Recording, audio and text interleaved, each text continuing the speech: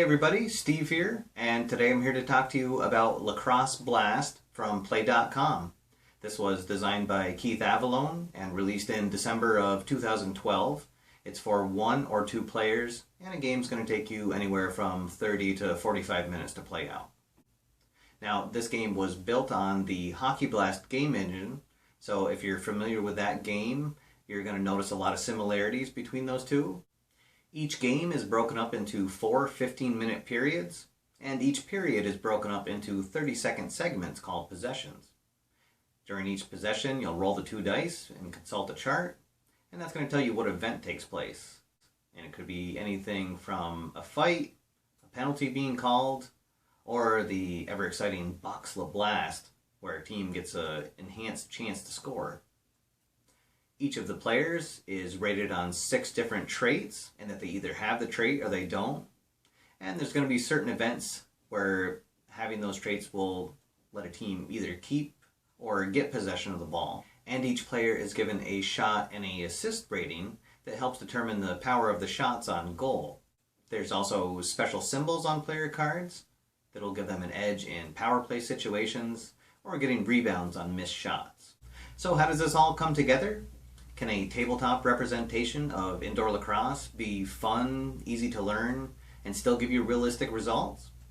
Well, let's take a look inside the box. I'll go through a couple samples of play, and then I'll tell you what I think after further review.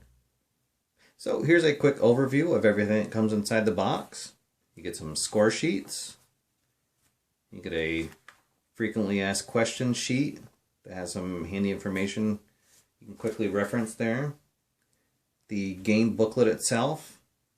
The front of the booklet has the charts that you'll use during the game, and then the back of the booklet has the rules themselves explained in more detail.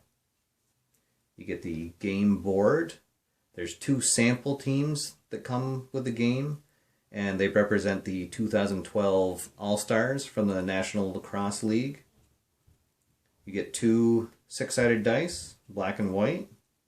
You get 2 sets of cards that are strategy cards that you can use when you're playing head-to-head. You get these marker chips.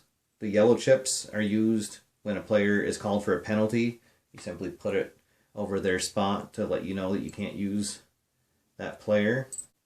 And then the red momentum marker lets you know which team has momentum. You just simply put that on their side of the field.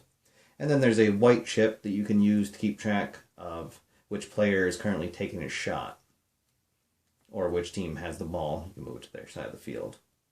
And then finally there's a quick reference chart that gives you some of the more common items that you'll be referring to during the game that are right in a nice handy sheet.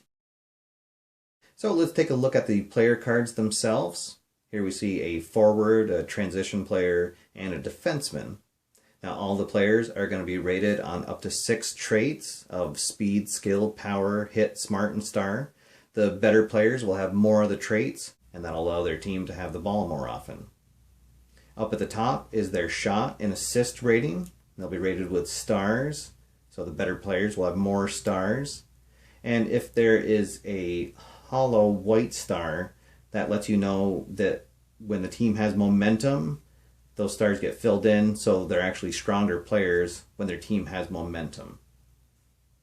And you'll see that the defenseman actually has a scissor rating for his shot and assist, and that means that he's deficient when it comes to getting a shot on goal, and he'll actually detract from his team's chances of scoring if he's involved in a scoring play. In the middle of the cards are the special symbols that represent them being able to make plays. That's the triangle. Getting shot opportunities on power plays, that's with the star. Stopping a power play is represented by the solid circle. And then finally getting rebounds is represented with the square. Then down at the bottom, they're rated on face-offs. They have a fight rating, and that'll be anything from nothing to a 6. The higher it is, the more often they're likely to get involved in a fight. Their injury rating, and that's from an A to an E, an A being the best. And then finally their penalty rating, and the higher the number that is, the more likely they are to get called for a penalty. So here's 2 different goalies, and we see that the goalies do not have the 6 traits. Instead, they have 3 different save ratings, and this represents their ability to make a save on a regular play, a rebound shot, and then finally getting a spectacular save. And then the more stars that are there, the higher the rating is. Then down at the bottom, they also have 4 ratings, and they're all the same except for the first one, and it's the start rating. And that's an advanced rule where if you want, you can determine if your goalie is able to start for that game or if you're going to need to put a backup into the game. All right, we've looked at the players. I think everyone's all set. Let's go down to the field and run through a couple possessions. So every period is going to start with a face-off, and you simply roll the 2 dice. And here's where we're first going to see how players get rotated. When you first roll the dice, you're going to match up the colored die with the player on the field, and then simply take the top player on the stack, move them to the bottom, and now the player on top will be the active player. Then you total the 2 dice and read the face-off chart, and in this case we see that the visitors have won the face-off. Then you roll the 2 dice again, consult the possession chart, and this time we're going to get a crash result. On a crash test, we're going to look at 2 players, 1 from each team, and if the offense can win the matchup, they'll give their team a chance to make a play on the net. So in this case, it's going to be the 2 transition players in the middle, and then we're going to roll 1 more die to see which trait we're looking for, and in this case it's the power trait. Now looking at both of the players, we see that each of them has the power trait, and in this case we go to a tiebreaker. The first tiebreaker is momentum, and since neither team has a momentum, the second tiebreaker goes to the home team. So in this case the defense wins out, there's no shot, we move on to the next possession with the home team taking control of the ball.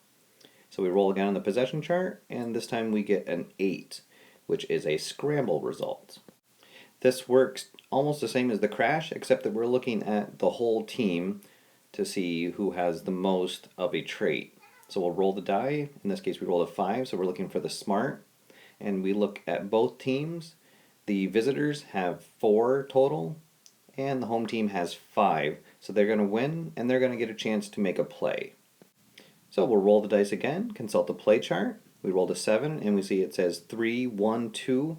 So that means we're going to use the player at 3 and 1 and total their assist rating, and then add that to the shot rating for the player at the number 2 spot. However, we see that the 3 is in brackets, and here's the other place where players will rotate out. So before we do anything, we'll move the player at the top of the stack at 3 to the bottom, and now the next player will be the active player.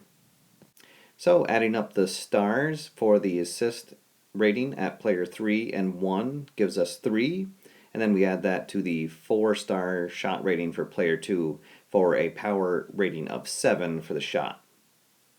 We'll roll both of the dice, and we're going to compare the black die to the power rating of the shot, and it needs to be equal to or less than for the shot to be on the goal. And in this case, with a power rating of 7, they couldn't miss the shot. So then we'll move to the white die and compare that to the play save rating of the goalie. And it needs to be equal to or less than his play rating for the goalie to stop it. And if it's over his play save rating, that means that the shot has gotten by him. So we'll roll the dice, and we get a 5 and a 2. So the shot is on the net because it's below the black die is below the power rating. However, the goalie was able to stop it because the 2 is under his play save rating. So in this case, we'll take those dice, consult the goalie save chart, and at 7 we see that the goalie stops the shot. We'd rotate player 1 on the offense, player 5 on the defense, and as they contend for the loose ball, it'd be deflected out of bounds. But let's say if the white die had been a 5, then that would have been over the play save rating of the goalie. So in that case, we'd go to the goal chart, look at the total of 10, and it says that it's a backhand shot, and he scores. And just like that, the home team would go up 1-0. Okay guys, so there's a quick overview of Lacrosse Blast. Now I didn't get into everything in the game. There's also some fights and cheap shots. However, I just wanted everyone to see a couple possessions and how the shots on goal are figured out, which is usually where most of the learning curve for the game is involved. Once you have those down, everything else is pretty easy to learn. Now, if you've watched my review of Hockey Blast, or if you've played that game, you'll see that this is very similar to it. And if you enjoyed that game, this is a very easy recommendation. Go ahead and pick this up. You're going to enjoy it. If you haven't played Hockey Blast before, this is still a pretty easy recommendation to make because the game is very easy to get into. The rules are simple to learn, and there are several different season sets available. There's 2 current modern National Lacrosse League sets. There's a 1974 Lacrosse League, and there's also a couple fictional sets, one that's based on the modern version of lacrosse, and then even a 70s set that has some crazy techno colors on the cards just to get you in the feel of that era. If there was any downside to the game, I mentioned in my review of Hockey Blast that when you rotate the lines, that can take a long time because you're actually having to go through every stack of players on the board. However, with Lacrosse Blast, you're only going to be rotating 1 or 2 players at a time, and then not even on every possession. So you end up spending more time playing the game and less time shuffling the player cards. So really for me, very easy recommendation. Head on over to play.com, pick up Lacrosse Blast, and I think you're going to love it. Alright guys, that's all for now. Thanks for watching. My name's Steve. I'll see you next time after further review.